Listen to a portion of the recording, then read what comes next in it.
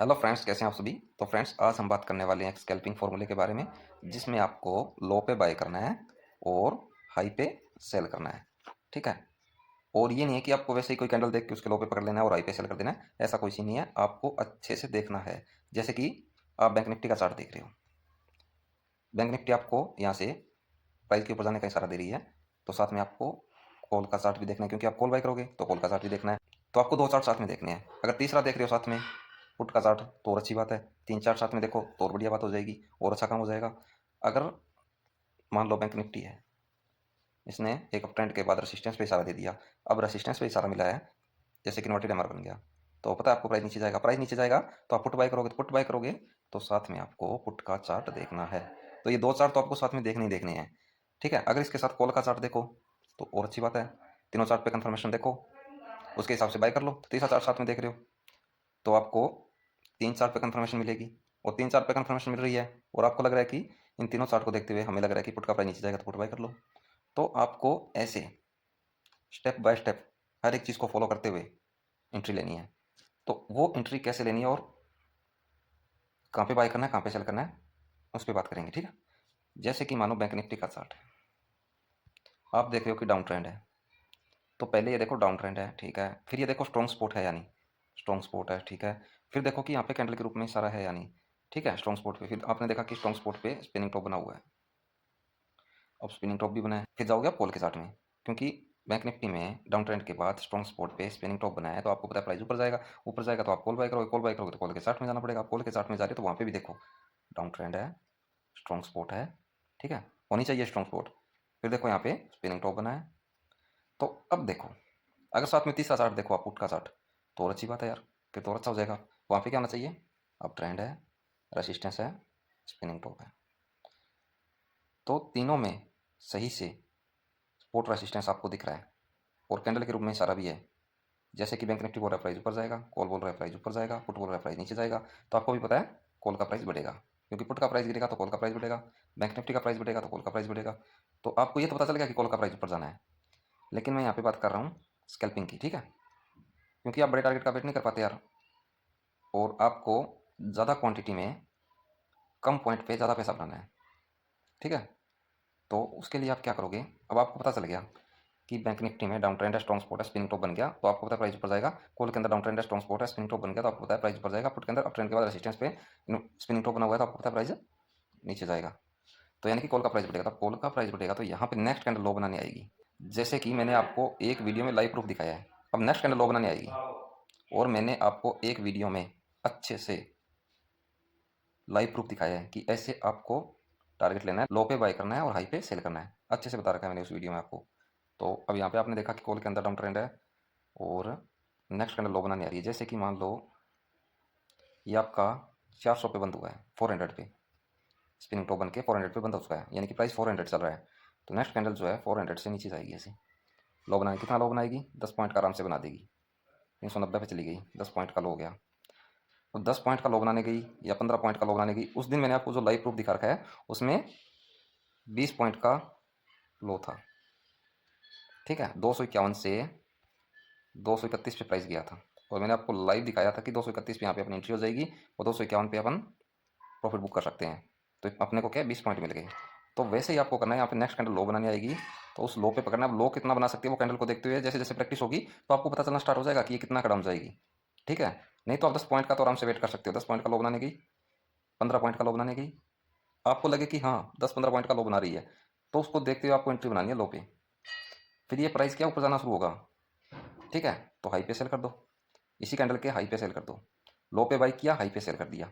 यानी कि जो कैंडल है 400 से डाउन गई है, नीचे की साइड गई है, लो बनाने गई है और 390 पे गई है, तो 390 पे आपने बाई किया, 400 पे दोबारा आएगी, क्योंकि आपको पता है तीनों में इशारा मिला हुआ है। तो प्राइस जो है कॉल का बढ़ेगा और नेक्स्ट कैंडल जो है जैसे स्पिनिंग टॉप बना तो प्राइस ऊपर जाएगा। नेक्स्ट कैंडल लो बनाने जा रही है तो लो पे आपको बाई करना है, हाई पे आपको सेल करना है, ऐसे करना है। तो यहाँ पे क्या होता है देखो, इतना का टारगेट लेने का मतलब क्या बनता है, जब आपकी अच्छे से प्रैक्टिस हो जाएगी, आप अच्छे से प्रैक्टिस कर चुके हो और आपने इस पे पेपर ट्रेड करके देख लिया है, आपको रिजल्ट अच्छा मिल रहा है, तो क्या है आप एक लोट से कर रहे हो, धीरे धीरे आप 2 लोट, 5 लोट, 50 लोट, यानी कि आप लोट बढ़ाते चलोगे। अब लोट बढ़ाते चलोगे वैसे वैसे प्रॉफिट भी बढ़ता जाएगा। तो यहाँ पे अगर आप 10 लोट से ट्रेड कर रहे हो तो प्रॉफिट, अच्छा प्रॉफिट मिल गया ना 10 पॉइंट में। ऐसे आपको अच्छा प्रॉफिट बनाना है और बिना टेंशन के, बिना झिझक के, ठीक है, तो आराम से बन जाएगा। क्योंकि कंफर्मेशन देखो यार, आप तीनों चार्ट देखो, आपको यहाँ पे पता है, आपको 100% पता है यहाँ पे कि प्राइस जाना ऊपर ही है, लेकिन आप बड़े टारगेट के लिए नहीं बैठ पा रहे हो, तो छोटा तो ले सकते हो ना। लो पे बाय करो, हाई पे सेल करो यार। अगर 10 में से एक ट्रेड अगर आपकी गलत चली जाती है तो कौन सी बड़ी बात है, एक ट्रेड में लॉस हो जाएगा तो क्या है यार, देखो करके तो देखना पड़ेगा, नहीं करोगे तो फिर प्रॉफिट नहीं बना पाओगे कभी। ठीक है, तो पहले इस पर प्रैक्टिस करनी है, पेपर ट्रेड करना है, रिजल्ट देखना है, रिजल्ट कैसा है। और ये नहीं कि पेपर ट्रेड में आप 100 क्वांटिटी उठा रहे हो, 200 क्वांटिटी उठा रहे हो, नहीं, जो आप रियल ट्रेड में कर पाओ, जो आप रियल ट्रेड में शुरू करो। जैसे कि आपको लगे कि मैं रियल ट्रेड में एक लोट से ही शुरू करूंगा, धीरे धीरे लोट बढ़ाऊंगा, तो वैसे ही आप पहले पेपर ट्रेड करो, पेपर ट्रेड पे सेम वही प्रैक्टिस करो। जब आपको लगे कि पेपर ट्रेड में रिजल्ट अच्छा है और मुझे 10 में से एक ट्रेड में ही लॉस हो रहा है, इसका मतलब नो ट्रेड में प्रॉफिट में जा रहे हो, आप नो ट्रेड में प्रॉफिट में जा रहे हो तो यार प्रॉफिट ही प्रॉफिट है। तो ऐसे आपको प्रैक्टिस करनी होगी। जैसे कि मानो कि अब ट्रेंड है, बैंक निफ्टी के अंदर रेसिस्टेंस पे इन्वर्टेड हैमर बना है, आप क्या करोगे, पुट बाय करोगे, पुट में क्या मिलेगा, डाउन ट्रेंड मिलेगा, और स्ट्रॉन्ग स्पॉट पे हैमर मिलेगा। तो हमने क्या पढ़ रखा है, एक अप ट्रेंड के बाद अगर रेसिस्टेंस पे इन्वर्टेड हैमर बन जाए तो प्राइस नीचे गिरेगा, एक डाउन ट्रेंड के बाद स्ट्रॉन्ग स्पॉट पे हैमर बन जाए तो प्राइस ऊपर जाएगा। कॉल में देखोगे वहाँ पे क्या होगा, वहाँ पे भी ये मिलेगा आपको, एक अप ट्रेंड के बाद रेसिस्टेंस पे इन्वर्टेड हैमर। अब यहाँ पे भी रेसिस्टेंस है, इन्वर्टेड हैमर है, यहाँ पे भी रेसिस्टेंस है, इन्वर्टेड हैमर है, तो ये दोनों बोल रहे हैं कि हमारा प्राइस नीचे जाएगा, पुट का प्राइस बढ़ेगा, यानी कि कॉल का प्राइस डाउन जाएगा, पुट का बढ़ेगा, बैंक निफ्टी का डाउन जाएगा तो पुट का बढ़ेगा। और पुट क्या बता रहा है कि डाउन ट्रेंड के बाद स्ट्रॉन्ग स्पॉट पे हैमर है, तो पुट बोल रहा है कि मेरा प्राइस ऊपर जाएगा, तो पुट का प्राइस ऊपर जाएगा।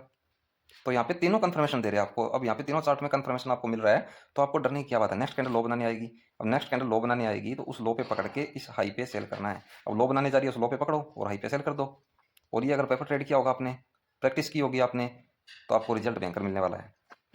हाँ, पहले प्रैक्टिस करो, पेपर ट्रेड करो, रिजल्ट देखो, अगर रिजल्ट अच्छा लगे तो ही आप रियल ट्रेड करोगे, नहीं तो नहीं करोगे। लेकिन रिजल्ट अच्छा रहेगा, क्योंकि मैंने खुद इसको आजमा के देखा हुआ है। मैं तो इसके बेस पे बड़े टारगेट ले रहा हूँ, पर मैं इसके साथ थर्ड टाइड करता हूँ, हर एक चीज़ देखता हूँ, ठीक है, उसके हिसाब से। अब आप बोलो कि अगर मैं तीनों चार्ट देखूंगा तो इतने में तो प्राइस हाथ से निकल जाएगा। हाथ से क्यों निकल जाएगा, हाथ से मत निकलने दो। बैंक निफ्टी में आपने देखा कि डाउन ट्रेंड है, हैमर बन रहा है, हैमर बन रहा है, तो आपको एक आइडिया तो आ गया ना कि यहाँ पे हैमर बनेगा। अभी मान लो कि हैमर, अभी ये कैंडल बंद होने में आपके पास 5 मिनट है, कॉल में चले जाओ, कॉल में जाके देख लो पहले, डाउन ट्रेंड है, ये देख लो कि यहाँ पे स्पोर्ट है, तो कॉल में स्पोर्ट है, यानी हाँ स्पोर्ट है, यहाँ पे देख लो क्या बन रहा है, आपको लगे कि हैमर ही बन रहा है, ठीक है, अभी कैंडल बंद होने में 4 मिनट पड़े हैं। अब आप पुट में चले जाओ, वहाँ पे देख लो अप ट्रेंड है, रेसिस्टेंस है, ये देख लो कि रेसिस्टेंस मिला या नहीं मिला, मिल गया, इन्वर्टेड हैमर बन रहा है, ठीक है, अब इन्वर्टेड हैमर बन रहा है। तो अब वापस कॉल में आ जाओ, अभी कितना टाइम अपने पास, यहाँ पे आपने चेक कर लिया रेसिस्टेंस है, यहाँ पे चेक कर लिया स्पोर्ट है, यहाँ पे भी चेक कर लिया स्पोर्ट है, यहाँ पे हैमर बन रहा है या कैंडल बन रही है, कोई भी आपको एक आइडिया आ गया कि हैमर टाइप बन रहा है, तो यहाँ पे भी आपने देख लिया कि एक आइडिया मिल गया हैमर टाइप बन रहा है, यहाँ पे भी आइडिया लग गया कि इन्वर्टेड हैमर टाइप बन रहा है। तो आपको एक आइडिया लग गया कि जो यहाँ पे बन रहा है वही यहाँ पे बन रहा है, यहाँ पे स्पोर्ट है तो यहाँ पे रेसिस्टेंस है और यहाँ पे स्पोर्ट है, यानी कि तीनों में स्पोर्ट रेसिस्टेंस बराबर है, ठीक है, अच्छे से मिले हुए हैं। तो अब कॉल में बैठे रहो आराम से, वेट करो इसका बंद होने का। अब इसके बंद होने का वेट करो, अब आपको पता चलेगा कि हैमर बंद हो चुका है।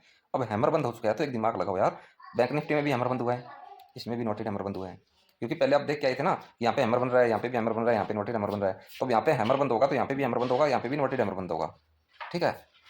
आपको मेन चेक करना होता है स्पोर्ट रेसिस्टेंस, मेन चेक करना होता है स्पोर्ट रेसिस्टेंस की, स्पोर्ट रेसिस्टेंस मिले या नहीं मिले तीनों चार्ट में। अगर तीनों चार्ट में सही से स्पोर्ट रेसिस्टेंस मिल चुके हैं और जो कैंडल बन रही है वो स्पोर्ट और रेसिस्टेंस पे ही बन रही है अच्छे से तीनों चार्ट में, जैसे कि पुट में रेसिस्टेंस पे ही बन रही है, बैंक निफ्टी में स्पोर्ट पे ही बन रही है और कॉल में स्पोर्ट पे ही बन रही है।